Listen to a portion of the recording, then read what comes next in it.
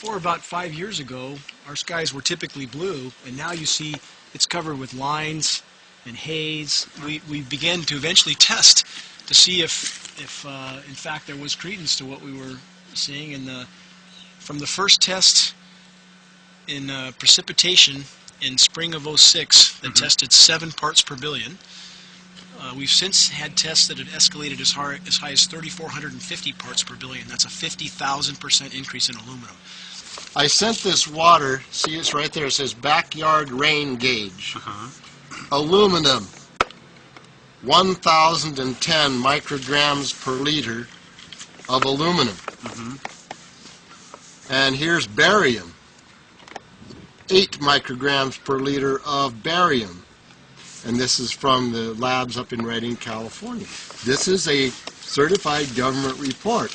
And here's what normal is. I asked them what would be normal. 0.5 would be normal. For aluminum? For aluminum. And the maximum allowed in drinking water, they said 50 micrograms per liter, and government action required at 1,000. Well, we're over 1,000. We're so far off the scales for toxicity in aluminum that it appears to be affecting the flora greatly. Our grass is about 1/3 its height that it was only a few years ago. A 35-year forestry biologist has done 50 pH tests. The rain across the board, every single test was 10 times or more alkaline than it should be. Even if you say, well, very poor stream, we might have gotten only 300. But even so, there's only 30 bugs here. In the same stream you're looking at about 1,000, how many years ago were you finding it? About 20 years ago, this had about 1,000.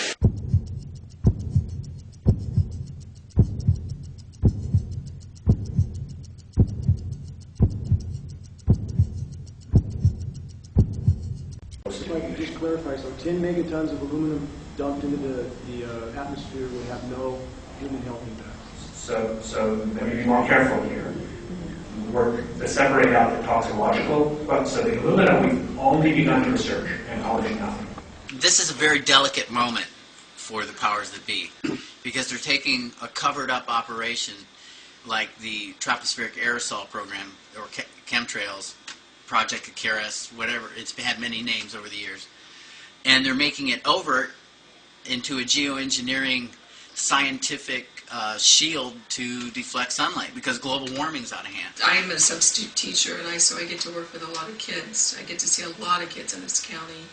And what I noticed in the last 2-3 years I've been working with the kids is that our kids, majority of them have upper respiratory problems. I'd say 2/3 to 3/4 of the kids are hacking and coughing most of the school year. I've spoken with teachers who've told me, I've brought this attention to them, you know, have you seen these skies, you know, all your life? Some of them have lived up here all their lives, and they say that, yeah, their skies look different from when they grew up, because it's a lot of times covered in this white milky haze. But they also have told me that they notice the kids, that the attention deficit, the attention span of the kids, it's their lives as teachers have become so much more difficult. And again, many times at night as the sun starts to set and there's huge banks of this aircraft disbursement, it literally looks like there's forest fires burning across the mountains because it's a very dirty color. It's not a white cloud or a natural sunset by any means. It looks like there's some sort of massive industrial activity or forest fires burning over there, and we see that typically every night. When you get 50 fish and maybe only 1 or 2 got a bug inside them, normally the cow stomachs are crammed with food. There was mason jars, and they were brand new, sterilized, and that's what we catch the rain in. And then there was a HEPA filter that we tested the air with. Okay, so you caught rain and then you basically filtered air. What did you find? Aluminum and barium.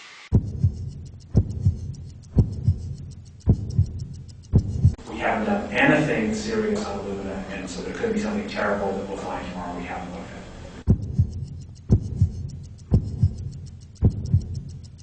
You may remember the 8,000 dry lightning strikes that occurred in June of 2008. Yes. You may remember that. Again, my background, I've done lightning suppression work for Bechtel Power, and I've done worked in some of the first solar plants in the continental U.S. Atmospheric conductivity in the lower 48, I have read a couple articles that's been measured at 4 times its historical conductivity. More atmospheric conductivity would logically mean more lightning. The strikes that we had that day, I spoke to dozens of 30, 40-year veteran firefighters, and they've never seen anything like it. Atmospherically, they've never seen anything like it. And our skies were literally covered with aircraft trails the day that happened. But if you have a more conductive atmosphere, you're going to get more lightning. Whether people believe in chemtrails or not, the geoengineering should be scary enough. And when people learn about geoengineering, chemtrails will then become apparent because they're the same. This is from a snow surface at Mount Shasta. 61,100 micrograms per liter of aluminum. This is just ordinary snow water. And people are drinking this stuff when they're hiking on the mountain. And remember, government action is required at 1,000.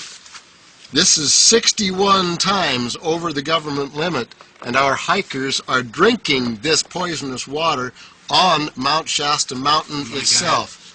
Strontium, 383. Barium and strontium will take away from your bone structure, make for weak bone structure.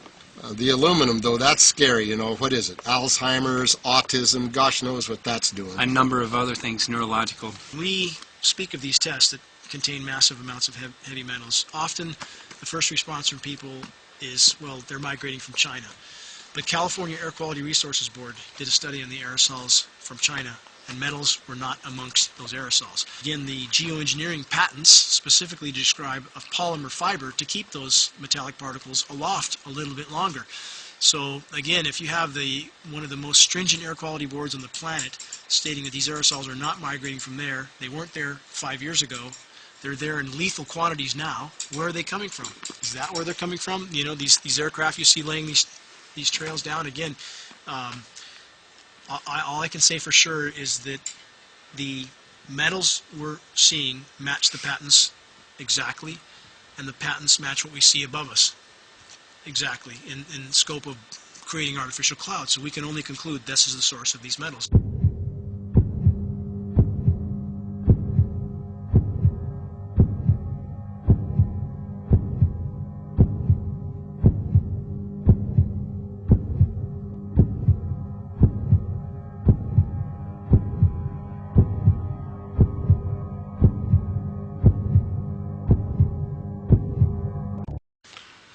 Maybe 6.8 if you look at the darkest little portions in there.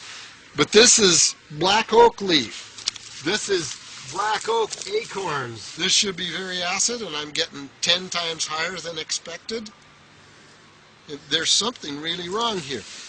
Amphibians, great decline. Used to sound like the Ozarks here with the tree frogs, and there's a small fraction of what there was here in only 4 years. So there's something very wrong going on with the ecology around here.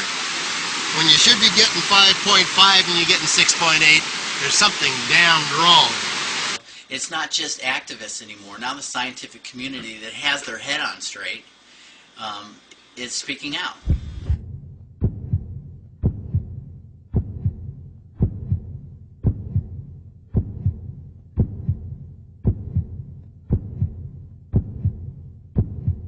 I would be willing to more or less kill 18 Mississippians to save 1,800 New Orleanians.